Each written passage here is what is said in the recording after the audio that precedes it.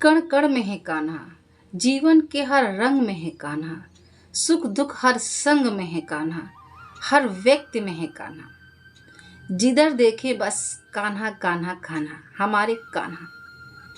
कृष्ण भक्त के लिए तो बस उनके कान्हा, उनके कृष्ण के सिवा, उनके गोपाल के सिवा तो कुछ दिखता ही नहीं। सुख हो या दुख, बस कान्हा कान्हा कान्हा। जी हाँ दोस्तों, नमस्ते दोस्तों, मैं हूँ नीलम। आज एक ऐसे प्रसंग के साथ आपके सामने उपस्थित हूँ जिसे सुनकर यदि आप भक्ति करते हैं, कृष्ण भक्त हैं और हमेशा अपने कृष्ण को स्मरण करते ही जीवन के हर क्रिया करते हैं, तो आज अपनी क्रिया, अपनी भक्ति पर आपको बहुत विश्वास हो जाएगा और आज आपका विश्वास और प्रगाढ़ होने वाला है।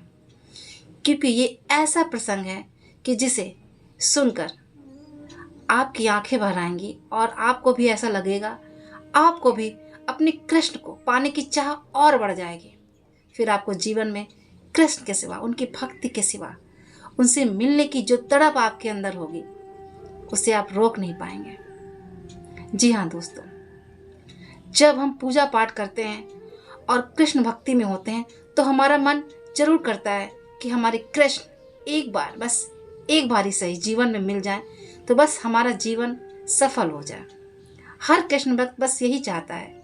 उसके मन में एक इच्छा जरूर होती है कि हमारे कृष्ण यदि जीवन में एक बार हमें मिल जाते हैं तो हमारा ये जीवन सफल हो जाता है।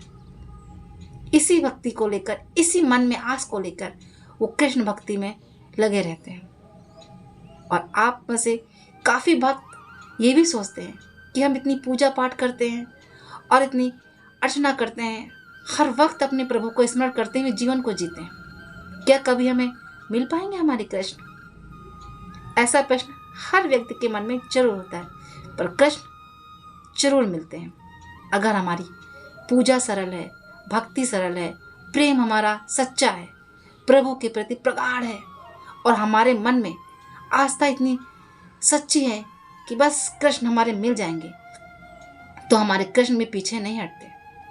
दोस्तों, वो भी हमसे उतना ही प्रेम करते हैं जितना हम उनसे प्रेम करते हैं, क्योंकि प्रभु तो बस आपके प्रेम के ही भूखे हैं। उन्हें कुछ नहीं चाहिए, धन दौलत, दुनिया की कोई भी महंगी चीज उनके लिए मायने नहीं रखती, ना उन्हें चाहिए।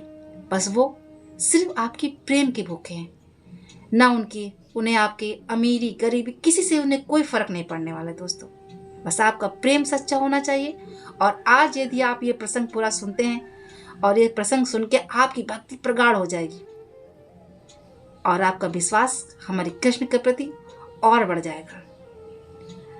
चलिए आज ये प्रसंग सुनाते हैं आपको। बात है कृष्ण भक्त हमारे ब्रज की।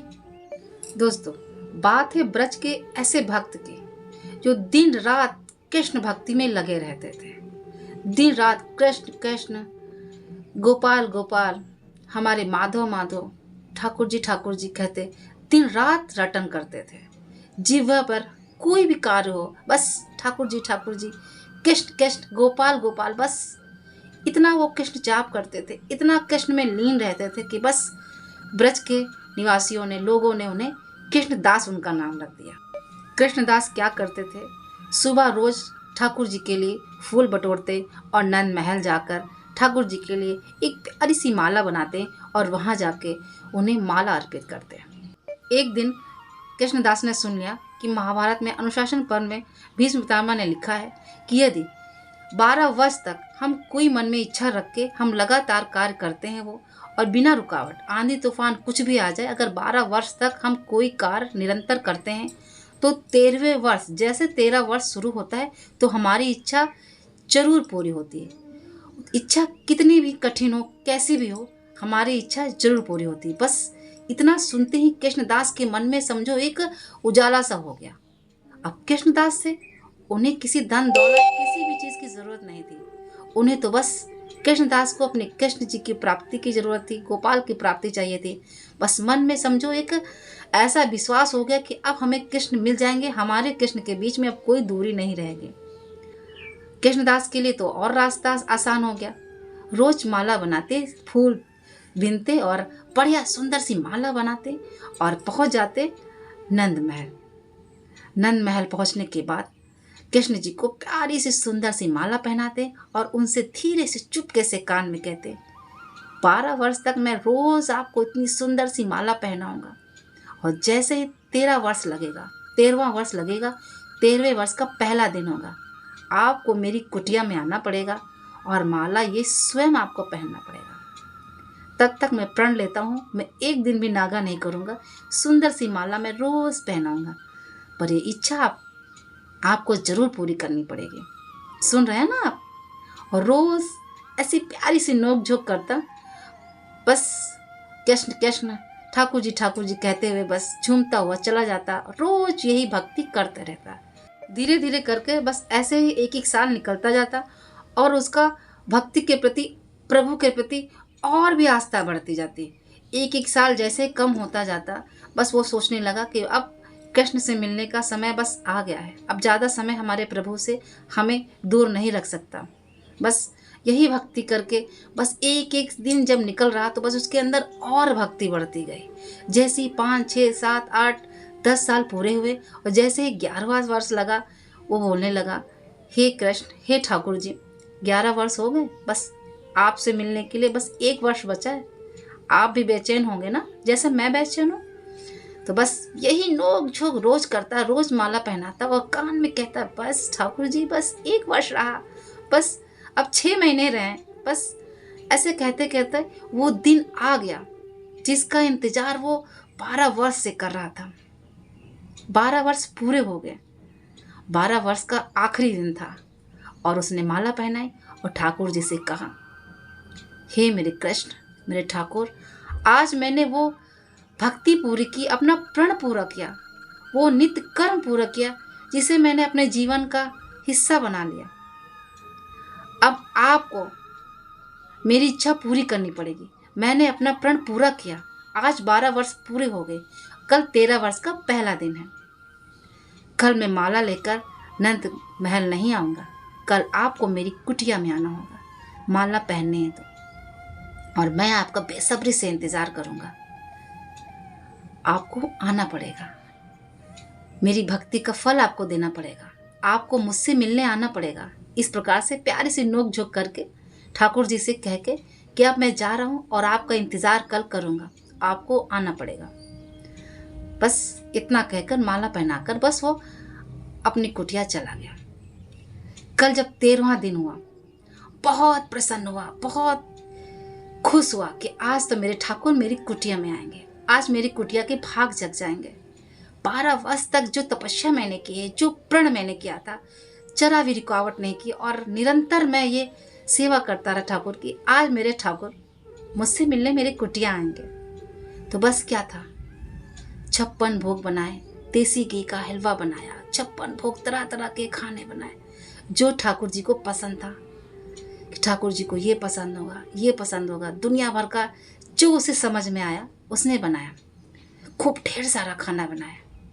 वो जानता था हमारे ठाकुर जी, हमारे कृष्ण अकेले थोड़ी आएंगे, ग्वाल बाल भी आएंगे, गैया भी आएंगी, गोपियाँ भी आएंगी, हमारी लाडली श्री भी तो आ सकती हैं, सब कोई आएगा और उनके सखा भी तो आएंगे कि ठाकुर जी बिना सखा के तो कहीं जाते ही नहीं। तो बस इसी बेसब्री से इंतज़ार करता रहा और बनाता रहा। 13वां दिन जब शुरू हुआ, बस कब सुबह हो गई, बस इतनी उत्सुकता से, मतलब उसका नया जन्म हुआ, इतनी खुशी से, क्योंकि जब हमारी खुशी, मुझे लगता है हर इंसान के जीवन में ऐसा होता है कि जब हमें कोई चीज़ मिलने वाली होती है, चीज़ का हम बेसब्री से इंतजार करते हैं, और हमारे कृष्ण, हमारे ठाकुर जी तो जीवन के हर बहुमूल्य कीमती चीज़ों से भी ज़्यादा कीमती, उनकी तो कोई कीमत ही नहीं। और एक भक्त के लिए कृष्ण क्या मायने रखते हैं, ये भक्ति जान सकते हैं। बस वो इंतज़ार करता रहा कि हमारे ठाकुर आ जाएंगे। बस सुबह से बस स्नान करके, पूजा पाठ करके, माला प्यारी सी बनाई, सारा भोजन एकत्रित किया, पूरा इकट्ठा किया, खूब प्यारे प्यारे से पकवान बनाए।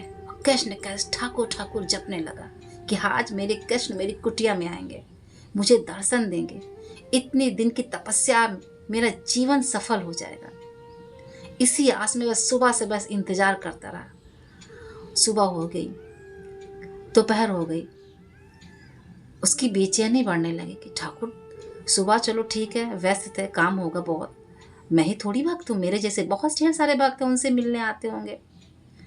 तो बस सुबह का समय निकल गया, 12 बज गए। अब तो दोपहर हो गई, घड़ी देखा, अरे अब तो दोपहर हो गई, अभी भी ठाकुर हमारे नहीं आए, कृष्ण हमसे नहीं आए। कहा, सोचा बहुत भीड़ होगी, बहुत मतलब मैं ही नहीं हूँ भक्त हूँ, काफ़ी लोग होंगे उनसे मिलने के लिए आते होंगे, बस कहीं फंस गया होगा, आएगा ज़रूर, मेरी आस नहीं तोड़ेगा, मेरी इतने वर्षों की पूजा पाठ, मेरी तपस्या है, आएगा मेरा ठाकुर, बस मन में विश्वास था। करते करते शाम हो गई, फिर भी कहा आएंगे जरूर मेरे ठाकुर, अभी दिन कहाँ, अभी तो शाम ही हुई है, शाम को आ जाएंगे, जब काम सब निपटा लेंगे तब मेरे कृष्ण मुझसे मिलने आएंगे जरूर। कहते कहते रात होने लगी। जब रात हो गई तब कृष्णदास उदास हो गया, सोचा अब नहीं आएंगे ठाकुर। एकांत मन से एक किनारे बैठ गया और सोचने लगा कि कृष्ण क्यों नहीं आए। उदास मन से काफी दुखी हुआ, मन मार के जो भी खाना बनाया था, जो व्यवस्था की थी, देखता रहा कि मेरे ठाकुर नहीं आए, ये व्यवस्था ऐसी रह जाएगी। बस उदास था, कुछ समझ में नहीं आ रहा था कि नहीं, मेरे ठाकुर कभी ऐसा नहीं कर सकते। पर रात हो गई थी, क्या करता, समय ज्यादा हो गए थे। उसने क्या क्या जो भोजन बनाया था एक झोले में रखा और कंधे पे टांग के कुटिया बंद किया। फिर भी एक आस लगाया था, शायद इधर देखता उधर देखता, कहीं कृष्ण आ तो नहीं रहे, लेकिन उसे कोई नहीं दिख रहा था। बस मन में बड़बड़ाते हुए, मन में धीरे धीरे बुदबुदाते हुए निकलता जा रहा था। कोई कुछ रास्ते में पूछता, कृष्णदास कहाँ जा रहे हो, क्या हुआ, कहाँ जा रहे हो? तनी भी जवाब नहीं देता, चलता चला जाता। बस यही मन में था कि यार कृष्ण नहीं आए, कृष्ण नहीं आए। मन में बुदबुदाते हुए, बस बोलते हुए नहीं आए, कृष्ण नहीं आए, बस कहते हुए जा ही रहा था। और पीछे से क्या था कि कृष्ण अपनी गायों के साथ चले आ रहे थे। नन्हा सा सांवला सा बालक, 12-13 वर्ष का बालक, बड़ी बड़ी आंखें, मोर मुकुट धारण किए हुए, कंधे पर लाठी रखे हुए, बस गैयों के साथ ढेर झुंड में बस चले आ रहे थे। और वो पीछे से आवाज लगा रहे थे, अरे बाबा सुनो, बाबा साइड में हो जाओ, गाय मार देंगी, चोट लग जाएगी आपको, साइड हो जाओ बाबा। और कृष्णदास को क्या था, कुछ समझ में नहीं आ रहा था, उसे कुछ सुनाई नहीं दे रहा था, बस वो चलता जा रहा था। बालक नजदीक आए, उन्होंने कहा, अरे बाबा आप सुन क्यों नहीं रहे, मैं पीछे से आवाज दे रहा हूँ, गाय आपको मार देगी, साइड हो जाइए। क्या हो गया बाबा, आप बहुत परेशान लग रहे हैं, आइए बैठ जाइए, थोड़ा पानी पी लीजिए, गाय आ रही पीछे से। बस कृष्णदास बैठ गए। बोले, बड़ी महक आ रही है, इस झोले में क्या है आपने रखा है? बोले, ये इसमें भोजन है, बहुत देसी घी की महक आ रही है और बहुत प्यारा लग रहा है, बहुत सुंदर है, बहुत मतलब ऐसी महक लग रही कि मतलब इतना अच्छा स्वादिष्ट भोजन है, बहुत अच्छा भोजन, कहीं भंडारा वंडारा था या कहाँ से, कहीं से भोग लेके आ रहे हैं आप, इतना ढेर सारा खाना किसके लिए लेके जा रहे हैं? उन्होंने कहा, है, हाँ है, किसी के लिए है, मुझे खिला दीजिए, चलिए आप भी खा लीजिए, भूखे होंगे, मैंने भी सुबह से कुछ नहीं खाया, चलिए भोजन कर लेते हैं। बाबा ने कहा, तुम खा लो, तुम्हारा खाने का मन है, अगर भूखे हो तो तुम खा लो, मैं नहीं खाऊंगा, आज तो मैं भोजन नहीं करूंगा, और मैं ये नंद गांव छोड़कर, ब्रज छोड़कर कहीं दूसरे गांव बसने जा रहा हूँ, अब मैं इस गांव के पास कभी नहीं आऊंगा, क्योंकि मेरी आस टूट गई है आज। तो बालक ने कहा, बाबा क्या हुआ, आप बहुत दुखी लग रहे हैं। बाबा ने कहा, बस मत पूछो, मैं तुम्हें नहीं बता सकता, मैं जा रहा हूं बरसाने। बस बालक ने कहा, बाबा इधर देखो, चलो भोजन कर लेते हैं, फिर बातें करते हैं। बाबा ने कहा, तुम खा लो। तो कहा, बाबा मैं कैसे खा सकता हूँ, देखो मेरे हाथ में गोबर लगा हुआ है, मुझे खिला दीजिए आप।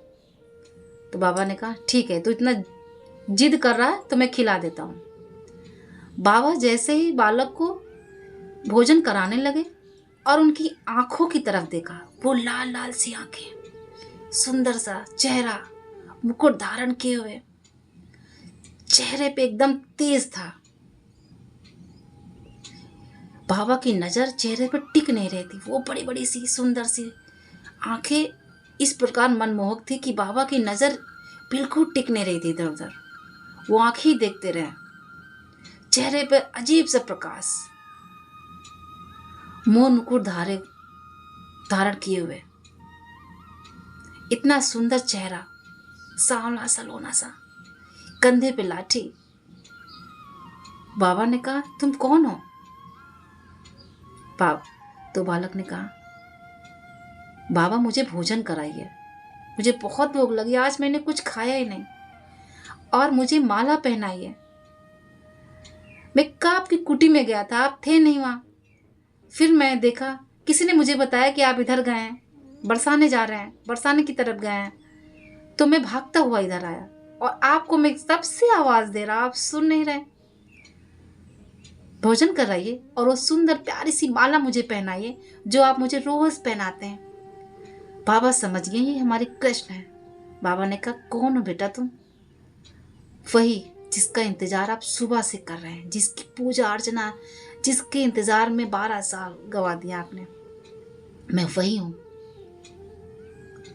बाबा रोने लगे और हमारे कृष्ण ने उन्हें दर्शन दिया। बाबा ने कहा, हे ठाकुर मेरे कृष्ण, तुमने मेरा विश्वास नहीं तोड़ा, आज मेरा विश्वास और प्रगाढ़ हो गया और कृष्ण भक्ति और प्रगाढ़ हो गई। बाबा के अश्रु नहीं रुक रहे थे कि मेरा जीवन आज सफल हो गया। कृष्ण ने उन्हें इस प्रकार से दर्शन दिए मानो उनके जीवन का नया जन्म हुआ हो। जी हाँ दोस्तों, जो सुख हमारे कृष्ण भक्ति में है वो सुख कहीं नहीं है। जीवन के किसी भी मोह माया धन दौलत किसी चीज में ऐसा सुख नहीं है जो हमारे कृष्ण भक्ति, हमारे प्रभु भक्ति में है। जिसे ये भक्ति मिल जाती है फिर उसे किसी की जरूरत नहीं पड़ती, क्योंकि कृष्ण हमारे कहते हैं जो इंसान संसारिक मोह माया में फंसे होते हैं मैं उन्हें कभी नहीं मिलता। मैं उन्हें मिलता हूँ जो सिर्फ प्रभु से प्रेम करते हैं, मैं उन्हें मिलता हूँ। इसलिए दोस्तों, बाबा ने कहा, बाबा भी श्री कृष्ण भक्त थे, वो भी कुछ कम हठी नहीं थे। उन्होंने कहा, माला मैं नहीं ऐसे पहनाने वाला, सुबह से मैं तुम्हारा इंतजार कर रहा हूं और तुम आए नहीं, इतनी परीक्षा कोई लेता है? नहीं पहनाऊंगा। और मैं जा रहा हूं बरसाने जा रहा था तभी आ गए मेरे पीछे पीछे, नहीं पहनाऊंगा माला। प्रभु ने कहा, बालक ने कहा, अरे बाबा पहना दीजिए, मान भी जाइए। बाबा उठे और बरसाने की तरफ बस चल दिए। आगे आगे बाबा और पीछे पीछे कृष्ण, हमारे गोपाल। बरसाने पहुंच के बस क्या देखते हैं, श्री जी हमारी लाडली खड़ी हुई हैं। लाडली सरकार हमारी खड़ी हुई है, कभी वो राधा रानी लग रही, कभी वो कृष्ण लग रहे हैं। जी हाँ दोस्तों, हमारी कृष्ण हमारी राधा रानी अलग नहीं है, एक ही हैं। हमारी कृष्ण भी वही हैं, राधा रानी भी वही हैं, बस दो रूप हैं बस एक ही। बाबा देखते अचंभित हो गए और बस क्या नजारा था उस समय का, अद्भुत। लाडली हमारी श्री जी इतनी सुंदर मनमोहक लग रही थी, उन्हें देखते बस समझ में नहीं आ रहा था कि वो कृष्ण है कि हमारी श्री जी है। अद्भुत छवि आंखों में बसी और कुछ नहीं बस दिख रहा, बस कृष्ण कृष्ण राधा राधा। जी हाँ दोस्तों, ये होता है हमारे सच्चे कृष्ण भक्त का, कि यदि वो ठान लेते हैं कि हमें कृष्ण से मिलना है, अपने इष्ट से मिलना है, अपने प्रभु से मिलना है, फिर चाहे जैसी जीवन की बाधाएं आ जाए, हमें उनसे मिलने से कोई नहीं रोक सकता। बस हमारा प्रेम सच्चा होना चाहिए। भक्त का प्रेम सच्चा सरल होना चाहिए। किसी भी प्रकार का ढोंग दिखावे की ज़रूरत नहीं है। किसी भी बहुमूल्य कीमती वस्तु की ज़रूरत हमारे कृष्ण को नहीं है। वो अमीरी गरीबी ऊंचा नीचा छोटा बड़ा कुछ नहीं देखते, वो बस प्रेम देखते हैं। वो तो अपने मित्र सुदामा से भी प्रसन्न हो गए थे। बस देरी थी सुदामा का अपने मित्र कृष्ण के पास आने का। जिस दिन वो अपने मित्र कृष्ण से मिले उसी दिन उनका दरिद्रता पूरा दूर हो गया और उनके भाग चमक गए। बस दोस्तों, बस हमें सच्ची भक्ति सच्ची लगन की आवश्यकता है। हमारे कृष्ण हमारा साथ कभी नहीं छोड़ते। हम एक पल के लिए उन्हें भूल भी सकते हैं, लेकिन वो हमेशा हमारे पीछे हमारा हाथ पकड़े हुए हमेशा खड़े रहते हैं। आप विश्वास करके देखिए, उनकी भक्ति ऐसी होती है। यदि हमारा प्रेम सहज है, सरल है, तो हमारे कृष्ण हमें अवश्य मिलेंगे। दोस्तों, यदि आपको ये प्रसंग, ये कहानी आपको दिल को छू गई, ये घटना आपके दिल को छू गई और कृष्ण भक्त में आपने भी थोड़ा सा भी रसपान किया है, तो कमेंट बॉक्स में राधे राधे जय श्री कृष्णा लिखना मत भूलिएगा और प्यारा सा जयकारा लगाइएगा, राधे राधे जय श्री कृष्णा, हमारी लाडली जी के लिए, हमारे राधा रानी के लिए, हमारे कृष्ण के लिए। दोस्तों, इसी प्रसंग के साथ वीडियो का एंड करते हैं। अच्छी लगी तो कमेंट करके जरूर लिखिएगा। राधे राधे जय श्री कृष्णा। बोलिए बाके बिहारी लाल की जय, हमारे राधा कृष्ण की जय, कुंज गलियों की जय और वृंदावन की जय। बोलो बाके बिहारी लाल की जय। जय श्री कृष्णा। राधे राधे।